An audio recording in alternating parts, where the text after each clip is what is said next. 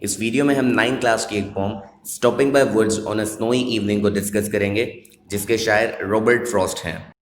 Robert Frost was an American poet. Robert Frost ایک American شاعر تھے۔ His full name was Robert Lee Frost. ان کا مکمل نام رابرٹ لی فراسٹ تھا۔ He was born in San Francisco California. وہ کیلیفورنیا کے شہر سین فرانسسکو میں پیدا ہوئے اینڈ ڈائڈ ان بوسٹن، اور بوسٹن میں ان کا انتقال ہوا۔ He depicted scenes of rural life in his poetry.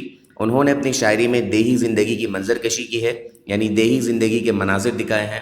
He used very easy and simple language in his POMS. وہ اپنی نظموں میں نہایت ہی آسان اور سادہ الفاظ کا استعمال کیا کرتے تھے۔ ایک برفانی شام رابرٹ فراسٹ اپنے گھوڑے پر سوار ہو کر کہیں جا رہے تھے کہ راستے میں ان کا گزر ایک جنگل سے ہوتا ہے جس کے چاروں اطراف درخت موجود ہیں۔ برف باری کی وجہ سے جنگل کافی خوبصورت منظر پیش کر رہا تھا۔ رابرٹ فراسٹ اس حسین منظر سے لطف اندوز ہونے کے لیے اپنے گھوڑے سے اترے اور وہاں انہوں نے ایک نظم قلم بند کی، یعنی ایک نظم لکھی جس کو آج ہم پڑھنے والے ہیں۔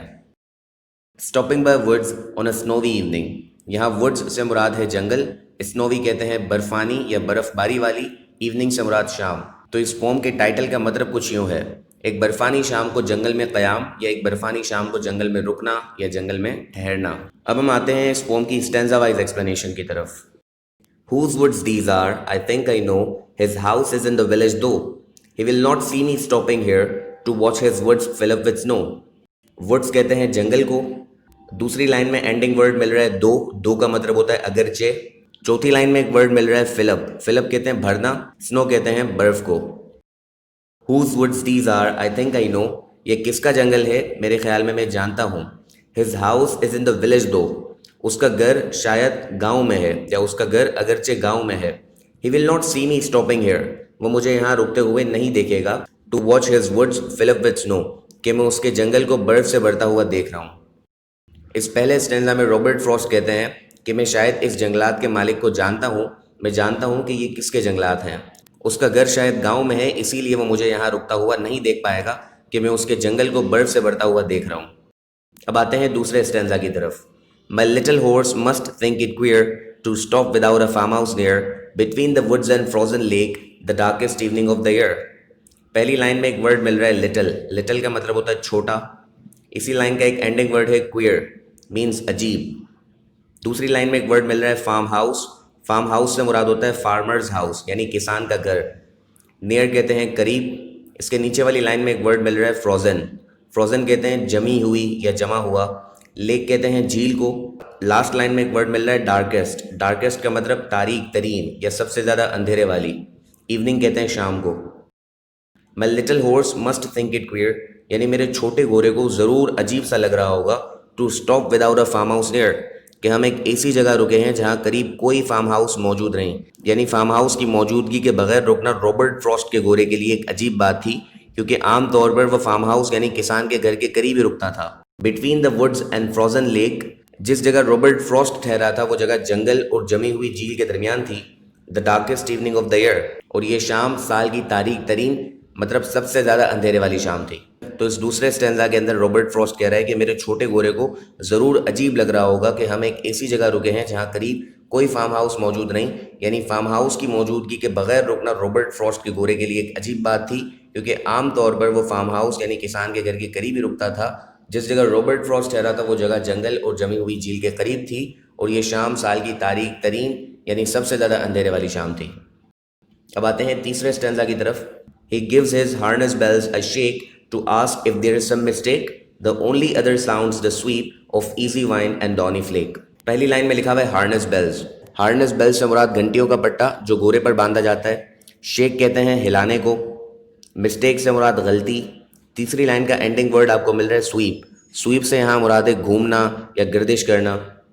لاسٹ لائن میں آپ کو مل رہا ہے wine. wine سے مراد ہوا۔ dawny سے مراد گرتا ہوا۔ flake سے مراد برف کا گالا یا برف کا ٹکڑا۔ He gives his harness bells a shake. یہاں ہی سے مراد گھوڑا ہے۔ گھوڑا اپنی ہارنس بیلز کو ہلاتا ہے، یعنی اپنی گھنٹیوں کو ہلاتا ہے۔ to ask if there is some mistake، جیسے پوچھ رہا ہے کوئی غلطی تو نہیں ہو گئی۔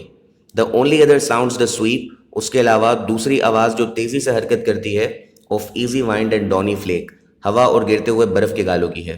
اس تیسرے اسٹینزا کے اندر پوئٹ یہ کہہ رہا ہے کہ گھوڑا جو ہے وہ اپنی گھنٹی کو ہلاتا ہے مجھ سے یہ پوچھنے کے لیے، یعنی اپنے مالک سے یہ دریافت کرنے کے لیے کہ کہیں اس نے کوئی غلطی تو نہیں کر دی، کیونکہ اس اندھیرے والی شام میں ایک ویران جگہ رکنا گھوڑے کے لیے ایک عجیب سی بات تھی، کیونکہ وہ عام طور پر فارم ہاؤس یعنی کسان کے گھر کے قریب ہی رکتا ہے۔ اس گھوڑے کی گھنٹی کے علاوہ جو آوازیں وہاں گردش کر رہی تھیں وہ ہوا اور برف کے گالوں کی تھی۔ The woods are lovely, dark and deep, but I have promises to keep, and miles to go before I sleep, and miles to go before I sleep۔ اس اسٹینزا کی پہلی لائن میں آپ کو ایک ورڈ مل رہا ہے lovely، مینس پیارا، ڈارک مینس اندھیرے والا، ڈیپ کہتے ہیں گہرا یا وسیع، پرومسز وعدے کو کہتے ہیں، miles to go مینس میلوں دور جانا۔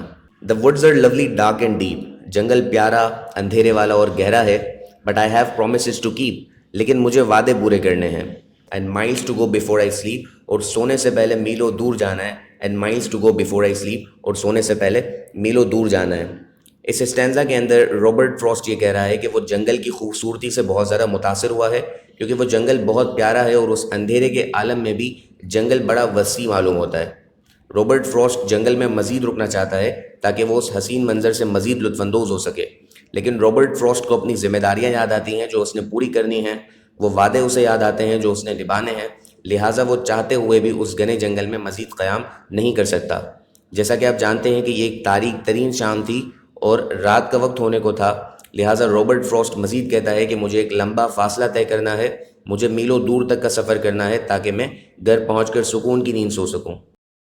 اس پوم کو مختلف طریقوں سے انٹرپریٹ کیا جاتا ہے، اس کی تشریح مختلف انداز میں بیان کی جا سکتی ہے۔ شاید پوئٹ ہمیں یہ بتانا چاہ رہا ہے کہ یہ دنیا اس خوبصورت جنگل کی طرح ہے جو کہ نہایت ہی حسین اور پرکشش تھا۔